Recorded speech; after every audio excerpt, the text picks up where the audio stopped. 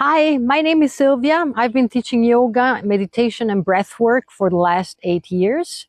And I've also been dealing with tinnitus. I was suffering by it.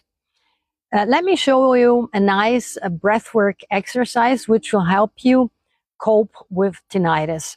Place the palms of your hands at this distance to your ears. I will keep my eyes open. You can close them. Then you breathe in with your nose. Focus your attention on your ears. Remember, where attention goes, energy flows. And then breathe out with the mouth. And let go. Cold, narrowness, all the things you want to let go. Once more. Back. Breathe in with the nose. Exhale with the mouth. And you're done. Repeat.